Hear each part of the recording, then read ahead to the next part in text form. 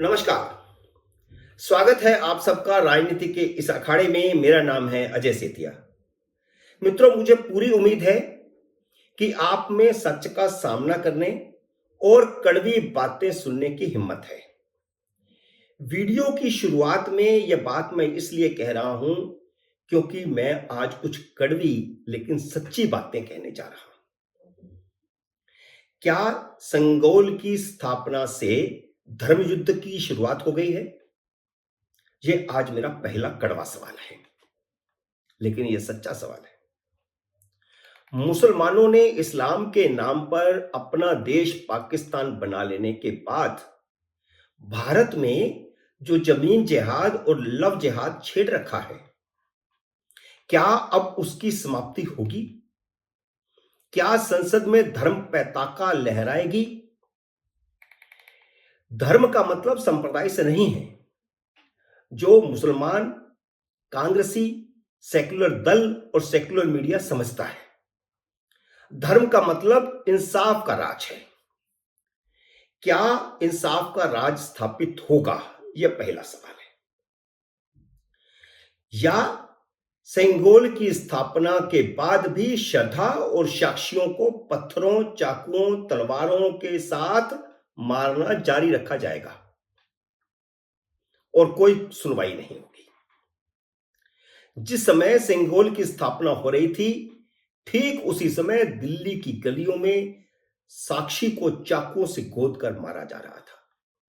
शरिया कानून की तरह पत्थर से मारा जा रहा था। उसका कसूर क्या था? उसका कसूर यह था कि उसे पता चल गया था कि वह लव जिहाद का शिकार हो रही है। उसका कसूर यह था कि उसने सरफराज के बेटे साहिल को कलावा पहने हुए देखकर हिंदू समझ लिया था। साक्षी को लव जिहाद में फंसाने के लिए वह रुद्राक्ष की माला पहनता था।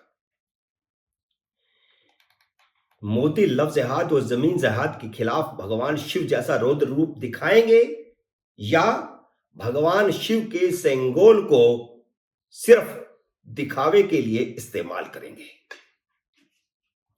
यह सेंगोल की स्थापना क्या है? देश की हिंदू जनता मोदी से पूछ रही है कि उनके सेंगोल की स्थापना का मतलब क्या है। क्या यह सिर्फ रस्म अदायगी थी, जैसे जवाहरलाल नेहरू ने सेंगोल को वॉकिंग स्टिक कहकर आनंद भवन में रखवा दिया था?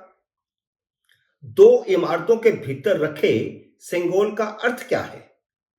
अगर इंसाफ और धर्म का राज ही स्थापित ना हो, फिर वह संसद भवन हो या इलाहाबाद का आनंद भवन हो, क्या फर्क पड़ता है? सेंगोल का मतलब इंसाफ का राज है। नेहरू ने तो उसे आनंद भवन में इसलिए रखवा दिया था ताकि मुसलमानों को यह बता सके कि वह हिंदू धर्म की परंपराओं का जरा भी सम्मान नहीं करते। शैव संप्रदाय के धर्म गुरुओं ने उन्हें धर्म का शासन स्थापित करने के लिए इंसाफ का प्रतीक, धर्म का प्रतीक सेंगोल भेजा। जवाहरलाल नेहरू ने उसे ससम्मान स्वीकार कर लिया, ग्रहण कर लिया, लेकिन उसे कबाड़ में रखवा दिया। इस्लाम पर आधारित पाकिस्तान बनवाने के बाद नेहरू ने हिंदू धर्म को कबाड़ ही समझ लिया था। क्या नरेंद्र मोदी वह हिम्मत दिखाएंगे जो नेहरू में थी ही नहीं? नेहरू की आंखों के सामने हिंदू अपनी ही धरती से उजड़कर रिफ्यूजी बना था। 10 लाख हिंदुओं का कत्ल हुआ।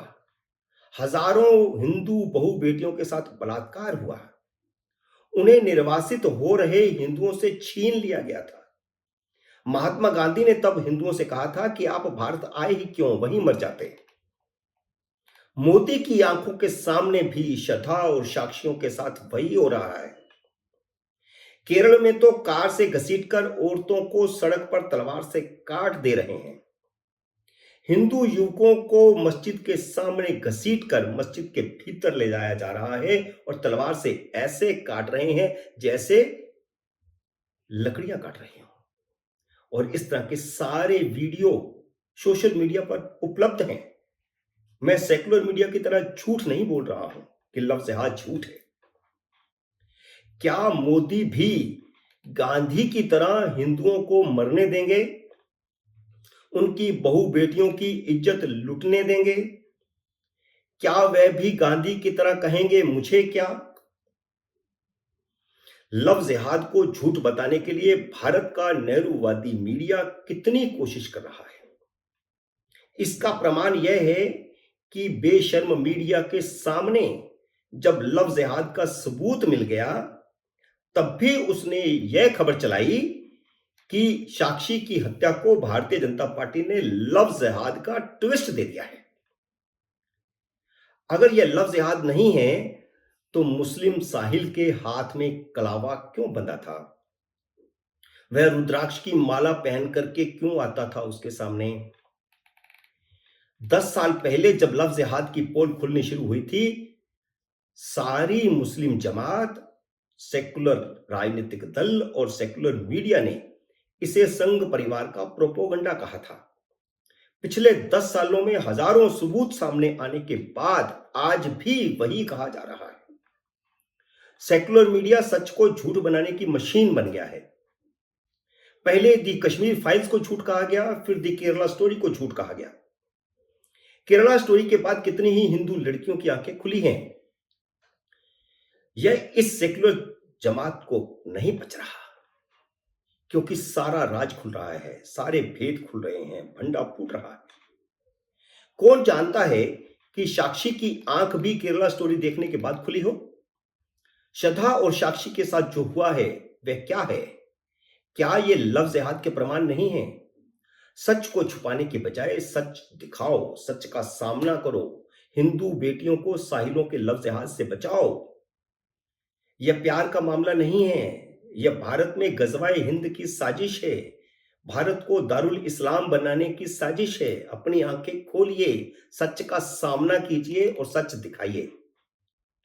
सर्वधर्म समभाव से सेकुलर स्थापित होगा, उस इस्लाम के तुष्टीकरण से सेकुलरिज्म स्थापित नहीं हो सकता जिसमें दूसरे धर्मों के सम्मान के लिए कोई जगह नहीं है। वसीम रिजवी ने उन 22 आयतों को कुरान से हटवाने के लिए याचिका डाली थी। सुप्रीम कोर्ट ने यह याचिका खारिज कर दी। सेकुलरिज्म का सबसे बड़ा झंडा बरदार है सुप्रीम कोर्ट, और वे आयतें वो थी जो दूसरे धर्म को मानने वालों के खिलाफ थी। मुसलमानों ने उनका हशर क्या किया? वसीम रिजवी को हिंदू धर्म अपनाना पड़ा।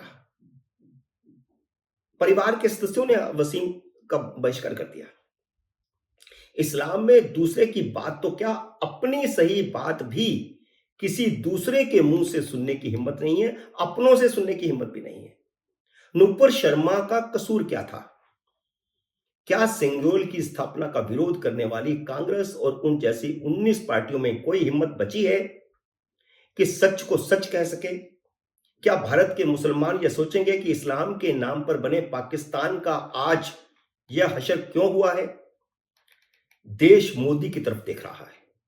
सिंगोल कहीं रस्म अदायगी भर बनकर ना रह जाए। मित्रों, आज की वीडियो में इतना ही।